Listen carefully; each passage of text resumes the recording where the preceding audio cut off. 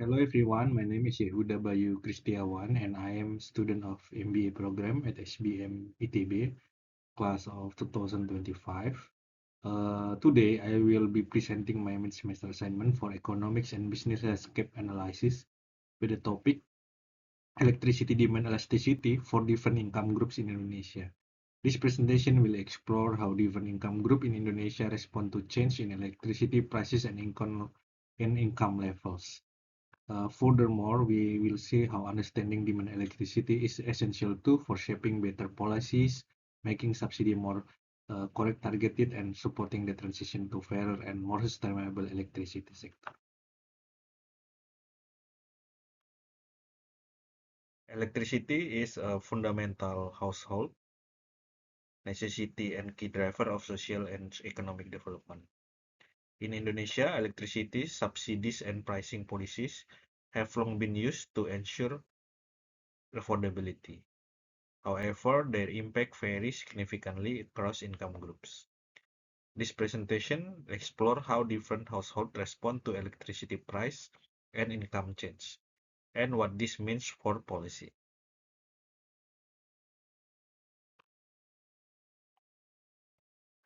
The main objective is to examine electricity demand elasticity by income group. So the primary question that we should answer is, are low-income households more responsive to price changes than high-income ones? And then does the current subsidy system serve the poor effectively? The answers help us assess whether electricity pricing is equitable and efficient. On this slide, we will go over the theoretical foundation for understanding electricity demand elasticity.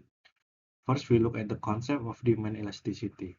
In microeconomics, demand elasticity explains how much the quantity demand changes when price or income change.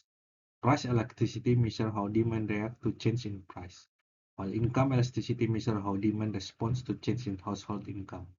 As highlighted by Berg and Kurniawati, these measures are crucial for analyzing electricity consumption.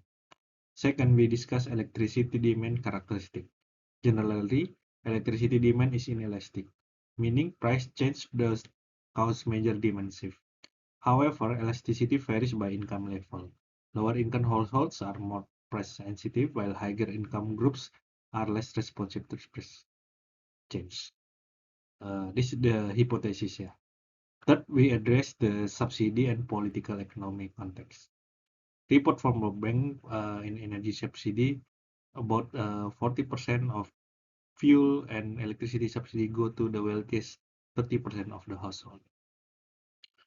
Moreover, the World Bank in 2015 points out that subsidy reform are politically challenging because groups benefiting from subsidy tends to resist change, especially when it comes to public goods like electricity. Finally, we connect electricity consumption to household income level.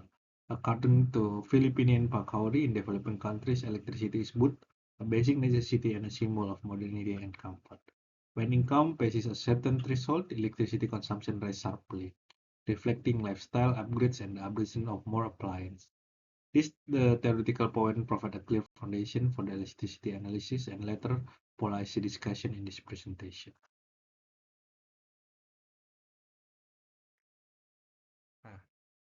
This is the theoretical framework.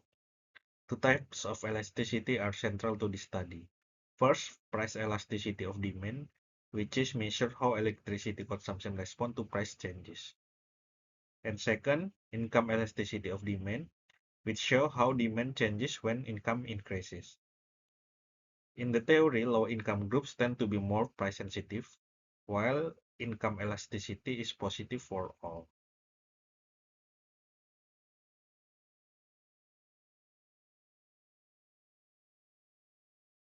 Before we move into elasticity analysis, it's important to understand the Indonesian electricity context.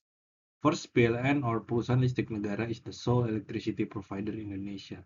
This means tariff policy and subsidy implemented through PLN have a direct impact on almost all households. Second, Indonesia's electricity tariff are structured by capacity, ranging from 450 VA to more than 3,300 VA. Third, the 450 VA and 900 VA groups were originally designed for low-income and vulnerable households, but reality is more complicated. In fact, many households on the 900 VA tariff actually belong to middle and even upper income groups. This means subsidies are not always well targeted. Next, data from BPS 2024 show that non-food spending, which include electricity, is almost equal to food spending. This highlights how important electricity is in the household budget. Finally, because of this issue, the current subsidy system often benefit wealthier users disproportionately. These points show why Indonesia's electric sector needs better targeting and reform, as the current system doesn't always deliver benefits to the households who need it most. Uh, this study used secondary data from national survey SUSNAS, PL statistic, and international sources from World Bank or any paper.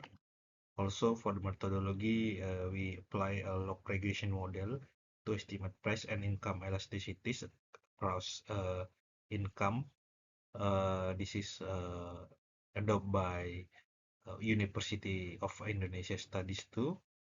The goal is to understand behavior responses and inform policy based on empirical evidence.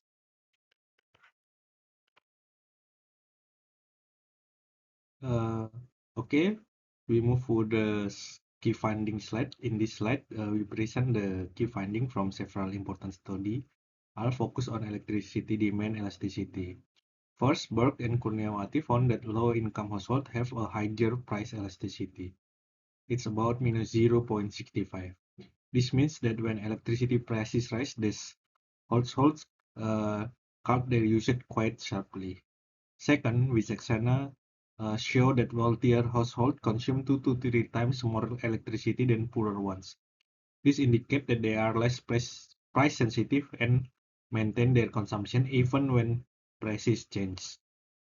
Third, according to the World Bank, most subsidies are captured by high-income households. Their electricity demand is more inelastic, so price changes do not significantly affect their usage. And fourth, Mubinzi reviewed global studies and found that the income elasticity of electricity demand averages about 0.9. This means that as income increases, electricity also rises significantly, especially for higher income groups. Finally, the PLN and FEBUI joint study stressed that understanding this elasticity difference is essential for designing tariff and subsidy that reflect actual consumption behavior across income groups. So almost all the studies show that low-income household will have a higher price elasticity than the upper income household.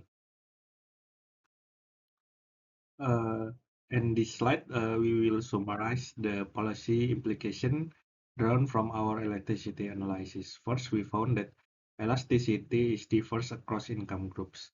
Low-income households are more price sensitive, with price elasticity around minus 0.65, meaning they immediately cut their electricity use when prices rise.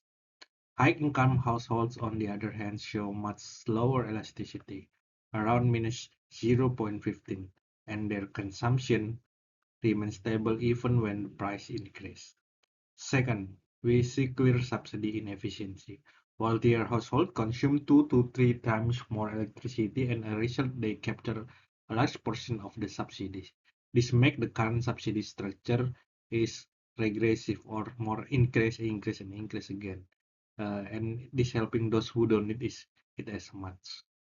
Third, from this evidence, several policy recommendations emerge.